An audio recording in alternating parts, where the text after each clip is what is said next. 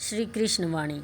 द्वापर युग में एक बार श्री कृष्ण एक पेड़ के नीचे बैठकर बांसुरी बजा रहे थे। तभी उनकी तरफ एक हिरण दौड़ता हुआ आकर उनके पीछे छुप गया। हिरण बहुत ही घबराया हुआ था। श्री कृष्ण ने हिरण के सिर पर हाथ फेरते हुए पूछा, क्या हुआ, तुम क्यों छुप रहे हो? तभी हिरण का पीछा करते हुए एक शिकारी भी वहां पहुंच गया और बोला, यह मेरा शिकार है, इसे मुझे दे दो, इस पर मेरा अधिकार है। श्री कृष्ण बोले, हर जीवित प्राणी पर केवल उसका खुद का अधिकार होता है, ना कि किसी और का। तब वह शिकारी क्रोध में बोला, यह मेरा शिकार है, मैं इसे पकाकर खाऊंगा। तब श्री कृष्ण बोले, किसी भी जीव को मारकर खाना पाप की श्रेणी में आता है। क्या तुम पाप के भागी बनना चाहते हो? क्या तुम धर्म को नहीं मानते? वह शिकारी बोला, मैं तुम्हारे जितना ज्ञानी तो नहीं, पर यह जानता हूँ कि मांसाहार कोई पाप नहीं है और जीवों को मारकर खाने में कोई हर्ज नहीं है, और मैं तो इस चीज़ को बंधन से मुक्त कर रहा हूँ। फिर क्यों मांसाहार से मना किया जाता है? वैसे भी मैं इसको मारकर नीचे योनि से मुक्ति दिलाकर पुण्य ही कमा रहा हूँ, फिर इस पर पाबंदी क्यों? जहाँ तक मैंने सुना है, जीव हत्या को तो शास्त्रों में भी बताया गया है कि राजा लोग शिकार किया करते थे। आप ही बताइए, मांसाहार पाप है या पुण्य? श्री कृष्ण समझ गए कि इसकी बुद्धि मांस खाने के कारण मंद हो गई है और इसमें सोचने समझने की बुद्धि समाप्त हो चुकी है। फिर श्री कृष्ण बोले, इस विषय पर मैं तुम्हें कोई राय नहीं दूंगा, पर मेरी एक छोटी सी कथा सुनने के बाद तुम्हें उत्तर देना है कि मांसाहार पुण्य है या पाप, और तुम्हें मांस खाना है या नहीं। वह शिकारी सोचने लगा कि इसमें मेरा तो कोई घाटा है नहीं, इस कथा को सुन ही लेता हूँ, मेरा मनोरंजन भी हो जाएगा और बाद में मुझे इस हिरण का मांस भी मिल जाएगा। श्री कृष्ण ने शिकारी से कहा कि सुनो, एक बार मगध में खाद्य संकट खड़ा हो गया था, तो अन्न की पैदावार भी कम हो रही थी।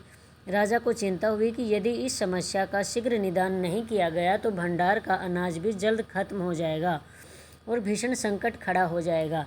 राजा ने अपनी सभा में मंत्रियों से पूछा, देश की खाद्य समस्या को सुलझाने के लिए सबसे सस्ती वस्तु क्या है? सभी मंत्रीगण सोच में पड़ गए, क्योंकि चावल, गेहूं, आलू आदि पदार्थों को उगाने के लिए बहुत श्रम करना पड़ता है। तब मांसाहार का शौक रखने वाले एक मंत्री ने सोचा कि यही उत्तम अवसर है जिसमें अंधाधुंध शिकार के लिए राजा की अनुमति ले ली जाए। उसने सभा में कहा कि मांसाहार से सस्ता खाद्य पदार्थ कोई नहीं है, इसके लिए धन का खर्च भी नहीं है और पौष्टिक खाना भी मिलता है।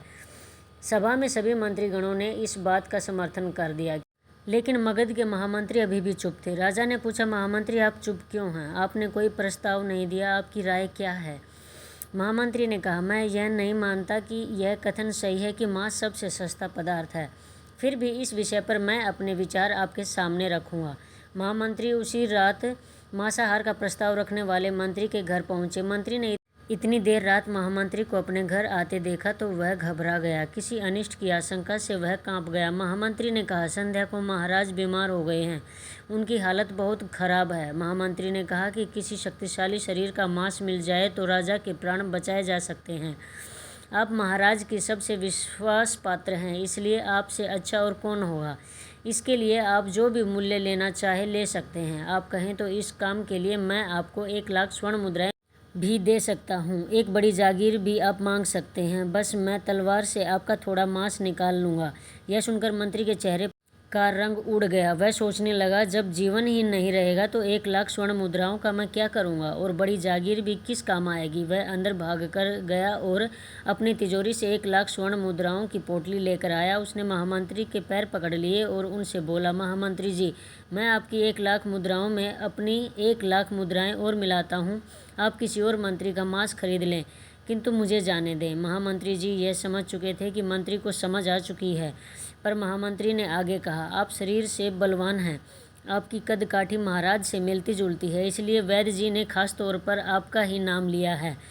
आपके दान से हमारे अच्छे राजा की जिंदगी बच सकती है। आप कहे तो मैं आपको महामंत्री का पद देने को तैयार हूँ और खुद आपका सेवक बन कर रहूँगा। उसने याचना की कि महामंत्री जी, मैं इसके योग्य नहीं हूँ। जब प्राण ही नहीं रहेंगे तो मंत्री पद का या राजा का सिंहासन भी मिल जाए तो मैं उसका क्या करूँगा। आप चाहे तो मेरा सब कुछ ले लें और आप कहें तो रातों रात राज्य से निकल जाऊँगा। इतना कहकर वह घोड़े पर बैठने लगा और आवाज़ आई कि तुम तो जा रहे हो और अपने परिवार को पीछे छोड़ जा रहे हो। मंत्री बोला, मेरे अपने प्राण से प्रिय कुछ भी नहीं है। जब जीवन ही नहीं रहेगा तो परिवार का क्या करूँगा? जीवन रहा तो ऐसे ही सुखी रह लूँगा। इतना कहकर घोड़ी पर छलांग लगाकर बैठ गया। वह अभी चलने को ही था कि महामंत्री ने घोड़े की लगाम पकड़ ली और कहा, आपको भागने की ज़रूरत नहीं है, आप आराम से घर पर ही रहो, मैं किसी दूसरे मंत्री के घर जाता हूँ। ये कहकर महामंत्री वहाँ से चले गए। महामंत्री के जाने पर मंत्री के अंदर कुछ जान तो आई, परंतु उसकी नींद खराब हो चुकी थी। 1,00,000 मुद्राएं लेकर महामंत्री बारी बारी से सभी मंत्रियों के घर गया और सभी से राजा के लिए थोड़ा सा मांस मांगा, परंतु कोई भी देने के लिए राजी नहीं हुआ। सब ने अपने बचाव के लिए महामंत्री को किसी ने 1,00,000 तो किसी ने 2,00,000 मुद्राएं तक दे दी। इस प्रकार महामंत्री ने एक ही रात में लाखों स्वर्ण मुद्राएं जमा कर ली। फिर सुबह होने से पहले ही अपने महल में पहुंच गया। अगले दिन राज्यसभा में सभी मंत्री समय से पहले ही पहुंच गए। सभी यह जानना चाहते थे कि राजा स्वस्थ है कि नहीं, लेकिन किसी ने भी किसी से राज नहीं खोला। सबको राजवैद्य की तलाश थी, क्योंकि उनसे ही उन्हें कुछ सूचना मिल सकती थी। महामंत्री ने सैनिकों को आज्ञा दे रखी थी कि जब तक महाराज सभा में ना आए तब तक किसी भी मंत्री को घर नहीं जाने दें। राजा सभा में आकर अपने सिंहासन पर बैठे। सभी मंत्रियों ने सोचा, राजा तो स्वस्थ लग रहे हैं। महामंत्री ने झूठ बोला। उनके बीच यही विचार चल रहा था, पर कोई भी किसी और को कुछ भी नहीं बोल रहा था। तभी महामंत्री ने राजा के समक्ष 40,00,000 स्वर्ण मुद्राएं रख दी। राजा ने पूछा, यह स्वर्ण मुद्राएं किसके लिए हैं और कहाँ से आई? मंत्री ने कहा, थोड़े से मांस के लिए इतनी धनराशि जुटाई है, पर मांस नहीं मिला। अपनी जान बचाने के लिए मंत्रियों ने यह मुद्राएं दी हैं। अब आप यह विचार कीजिए कि मांस कितना सस्ता है। राजा को बात समझ में आ गई। उन्होंने प्रजा को अतिरिक्त परिश्रम करने का अनुरोध किया और राजा की अनाज भंडार में से अनाज निकालकर श्रमिकों को दिया गया। उन्होंने पौष्टिक सब्जियों की खेती कर तुरंत आदेश दिया। उन 40,00,000 स्वर्ण मुद्राएं इस कार्य के लिए और श्रमिकों के लिए कल्याण के लिए खर्च की गई। इस तरह अनाज तेजी से पैदा होने लगा और कुछ समय बाद मौसम भी अनुकूल हुआ और खेती लहराने लगी। राज्य से खाद्य संकट दूर हुआ। श्री कृष्ण से यह ज्ञान पाकर शिकारी की आंखें खुल गई और उसे ज्ञान की प्राप्ति हुई। वह जान गया कि मानवता जीवन लेने में नहीं बल्कि जीवन देने में है। शिकारी भगवान श्री कृष्ण के आगे हाथ जोड़कर वापस चला गया।